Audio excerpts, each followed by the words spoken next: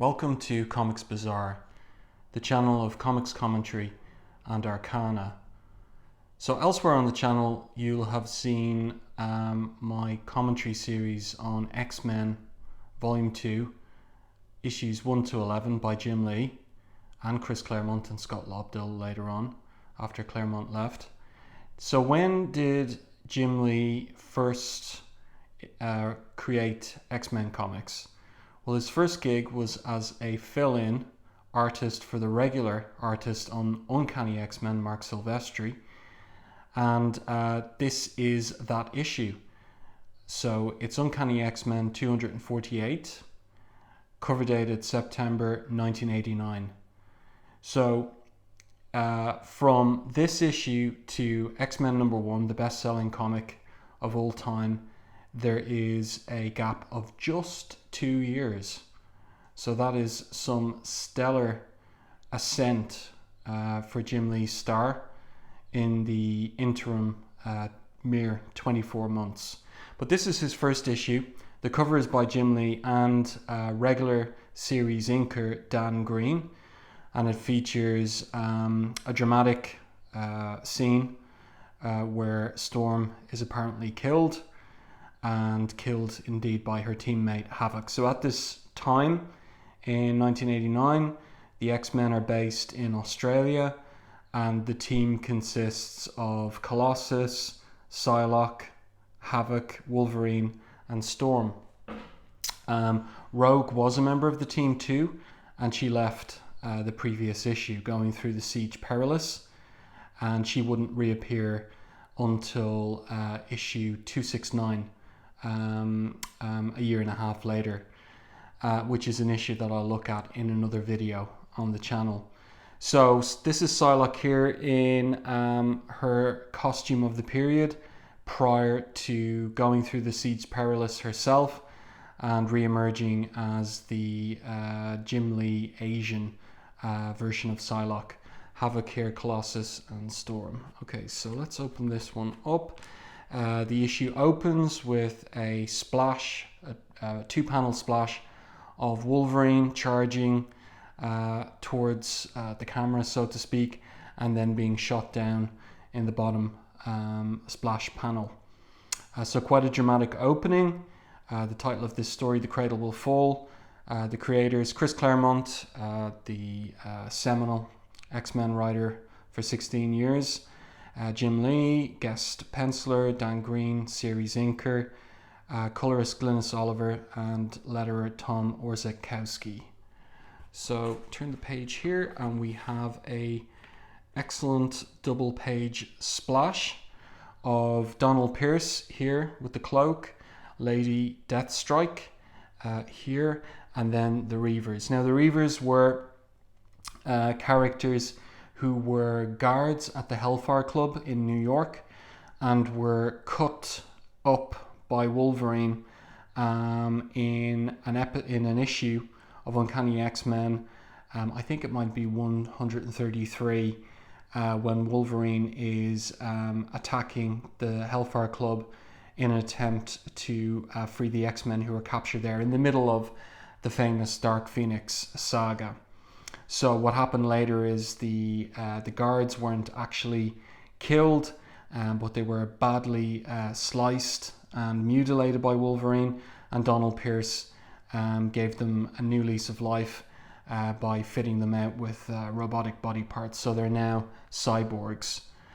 And they're getting ready here to attack the X-Men in their Australian base. As I said earlier, at this time period, the X-Men were based in the Northern Territory, Outback of Australia, and Donald Pierce, Lady Deathstrike, and the Reavers are getting ready to attack them at their base.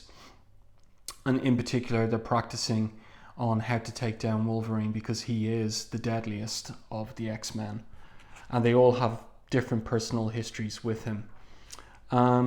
And then the scene switches to a strange dream that Longshot is having, and in it we have Dazzler, Alison Blair, Rogue, and Ricochet Rita, who makes her first appearance in the Longshot miniseries by Ann Nocenti and Arthur Adams. And Arthur Adams' art in that was a big influence on Jim Lee, and one can see some of that Art Adams influence in this particular issue and the art here.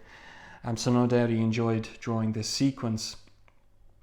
So what happens is that the three women combine into a 6-armed creature called Spiral, who is an agent of Mojo, the ruler of Mojo World, and who is his teleporter and assassin. And she's attacking Longshot here and gets the drop on him. It's all a dream though, and removes his spine. And what happens then is that Longshot transmogrifies into a version of Mojo. It's all pretty gruesome and bizarre.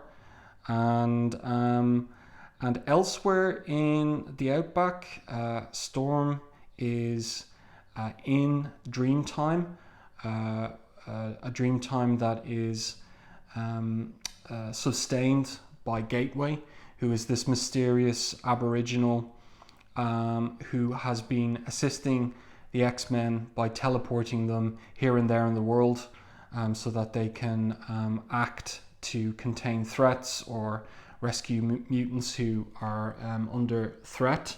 But he doesn't speak, and he's a mysterious figure. So Storm is wondering why he has summoned her into Dreamtime, and then she witnesses Longshot, who's distressed from his dream and who's picking up body parts but cannot create a complete version of himself. And Storm, he reminisces with Storm about his first encounter with the X-Men, which was in Uncanny X-Men Annual 10. There's a footnote there, editorial footnote about that, and how, you know, in the interim period he hasn't really learned much about himself, and he doesn't really know much about his past or his history, and so he decides to leave the X-Men in order to find himself and become a real and full person. So Storm, reluctantly accepts that he does indeed need to leave, and they hug there. And then the scene switches to who is going to be the antagonists of this particular issue. And they are this character here, Nanny, and her adjunct, his name is Peter, and he is the Orphan Maker. So their targets are the X-Men. They appeared at the end of the previous issue, Uncanny X-Men 247, spying on the Reavers and locating the X-Men to Australia. So now they're about to capture the X-Men. This is Nanny's plan, and in her warped mind, she's capturing them in order to keep them safe from the Reavers' attack. So what happens here is she comes across Psylocke, Betsy Braddock, swimming, and uses a strange kind of powder in order to reduce Psylocke to mentally to the state of a young girl. And by virtue of that, recruits, or not recruits, but rather captures Psylocke. Okay, and then the scene switches to elsewhere in the Outback, where Alex Summers, Scott Summers' brother, Havok, and Alison Blair, Dazzler, are running, and Havok trips up and stumbles upon this ship, and they investigate, and then they're captured by Orphan Maker. So it was a trap to capture them. Then the scene switches to Colossus in one of the buildings in the Outback town in which the X-Men are secretly located. And he's noting that the supplies are running low, and that he's wondering whether somebody is eating like a pig. But it happens to be that Jubilation Lee, is hidden in the Outback town. The X-Men don't know that she's there. So that's the reason why their food is lower than it should be. And then he's attacked by this armored form. He recognizes Psylocke's voice, but speaking like a child. And then here we have Orphan Maker, and we have Dazzler and Havok also in these armored forms that clearly they've been given by Nanny. And Psylocke attacks. Actually, no, it's I think it might be, it's either, who is it? By the light show there, it could be yeah, it's Dazzler. Dazzler's photon solid light beam blasts Colossus into the air, but he's collected there luckily by Storm, but she's attacked by Psylocke, and then Psylocke takes control of Colossus, who wraps his armored hand around Storm's neck, but she uses a lightning bolt to blast him away. Then we have a scene back at the abandoned town while the X-Men are fighting, and we have Jubilee gathering up more food supplies, sausages there, cans. Nanny finds her and tries to capture her too, but Jubilee's too canny and quick, and she uses this fan to send back the kind of like the powder or whatever it is that Nanny's using to drug or reduce the X-Men to these childlike states, and then Jubilee uses her own power, the plasma blasts, to get away from Nanny.